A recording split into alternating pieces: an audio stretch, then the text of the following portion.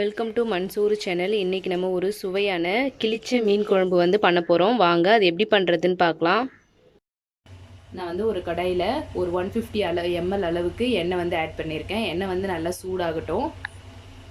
நான் வந்து 1 table spoon அளவுக்கு கடுகு வந்து ஆட் பண்ணிக்கிறேன். கடுகு வந்து நல்லா பொரியட்டும்.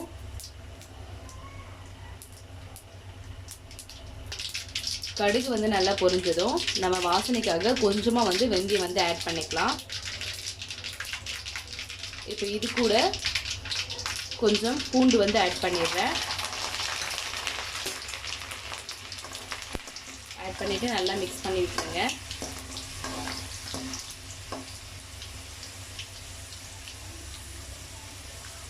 பூண்டு வந்து இந்த அளவுக்கு செவந்ததுக்கு அப்புறமா இதில் வந்து நான் இன்றைக்கி ஒரு 5 பெரிய சைஸ் வெங்காயம் வந்து பொடியாக கட் பண்ணியிருக்கேன். அதையும் ஆட் பண்ணிடலாம்.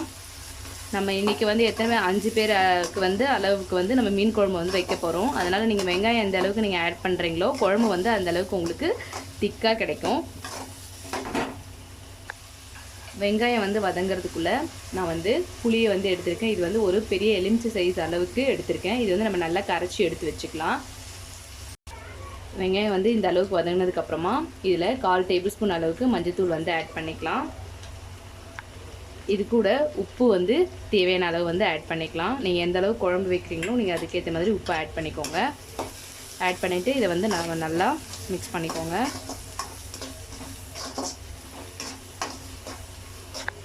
மஞ்சள்தூள் வந்து நல்லா மிக்ஸ் பண்ணதுக்கப்புறமா நான் வந்து 5 பெரிய சைஸ் தக்காளியை வந்து இது மாதிரி பொடிசாக கட் பண்ணியிருக்கேன். அதையும் வந்து இதில் ஆட் பண்ணிக்கலாம்.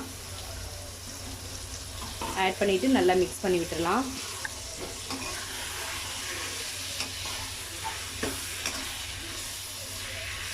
தக்காளி வந்து நல்லா குழைய வந்து வேகட்டும். தக்காளி வந்து நல்லா இந்த அளவுக்கு குழைய வேகட்டும். நல்லா இது வதங்கினதுக்கப்புறமா இப்போ வந்து நம்ம மிளகாய்த்தூள் வந்து ஆட் பண்ணிக்கலாம். நான் வந்து இன்றைக்கி வீட்டு மிளகாய்த்தூள் தான் எடுத்திருக்கேன். உங்களுடைய காரத்துக்கு தகுந்த மாதிரி நீங்கள் மிளகாய்த்தூள் வந்து ஆட் பண்ணிக்கோங்க. நம்ம வந்து புளியும் ஆட் பண்ணுறதுனால மிளகாத்தூள் வந்து கொஞ்சம் அதிகமாக ஆட் பண்ணிங்கன்னா வந்து உங்களுக்கு வந்து அந்த புளிப்பு தன்மை வந்து அதிகமாக இருக்காது. இதோட பச்சை வாசனை போகிற வரைக்கும் இது வந்து நம்ம நல்லா வந்து வதக்கிக்கலாம். மிளகாத்தூள் வந்து நல்லா பச்சை வாசனை போட்டு எண்ணெய் வந்து லைட்டாக வந்து நம்மளுக்கு வருது பாருங்கள். இப்போ இந்த ஸ்டேஜில் வந்து நம்ம புளி வந்து கரைச்சி வச்சு அந்த தண்ணியை வந்து ஆட் பண்ணிடலாம். நம்ம இது மாதிரி புளி தண்ணி ஆட் பண்ணி கொதிக்க விடும்போது உங்களுக்கு குழம்பு வந்து நல்லா திக்காக இருக்கும். நீங்கள் நார்மல் வாட்டர் ஆட் பண்ணாமல் புளி தண்ணியை வந்து எந்த அளவுக்கு உங்களால் கரைச்சி எடுக்க முடியுமோ நீங்கள் அந்த அளவுக்கு அந்த புளி தண்ணியிலேயே ஃபஸ்ட்டு கரைச்சி எடுத்துக்கோங்க. நல்லா வந்து நம்ம அந்த புளி தண்ணியை இது மாதிரி நல்லா மிக்ஸ் பண்ணியாச்சு. இப்போ வந்து குழம்பு வந்து நல்லா கொதிக்கட்டும். கொதி வரும்போது மீனை ஆட் பண்ணும்போது தான் மீன் வந்து நம்மளுக்கு சீக்கிரமாக உடையாது. பாருங்கள், குழம்பு வந்து நல்லா திக்காகிடுச்சு, நல்லா கொதி வருது பாருங்கள். இப்போ இந்த ஸ்டேஜில் வந்து நம்ம மீன் வந்து இதில் ஆட் பண்ணிடலாம். மீன் வந்து நான் இன்றைக்கி க்ளீன் பண்ணி இது மாதிரி 2 பீஸாக வந்து அரிஞ்சு எடுத்திருக்கேன். இதை வந்து மீனில் இந்த குழம்புல எல்லாத்தையும் ஆட் பண்ணிவிடுங்க.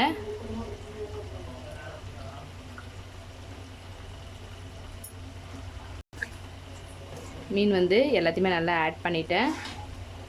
இப்போ வந்து லைட்டாக வந்து இதில் கிளறி விடுங்க. இந்த மீன் வந்து பார்த்திங்கன்னா உங்களுக்கு உடையாது. நல்லா இப்போ நம்ம எப்படி இதில் ஆட் பண்ணியிருக்கோமோ அந்த சைஸ்லேயே தான் வந்து இருக்கும்.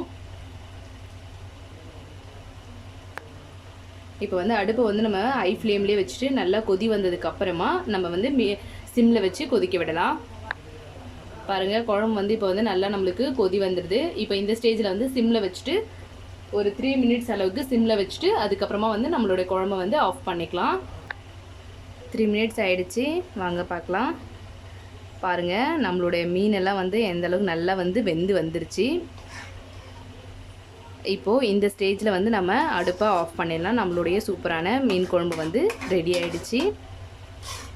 இந்த மீன் குழம்பு ரெசிபி வந்து உங்களுக்கு பிடிச்சிருந்துன்னா உங்கள் வீட்டில் ட்ரை பண்ணி பாருங்கள். ட்ரை பண்ணி பார்த்துட்டு எப்படி இருக்குன்னு கமெண்ட் பண்ணுங்கள். உங்கள் ஃப்ரெண்ட்ஸ்க்கு ஷேர் பண்ணுங்கள். சப்ஸ்கிரைப் பண்ண மறந்துடாதீங்க. தேங்க்யூ.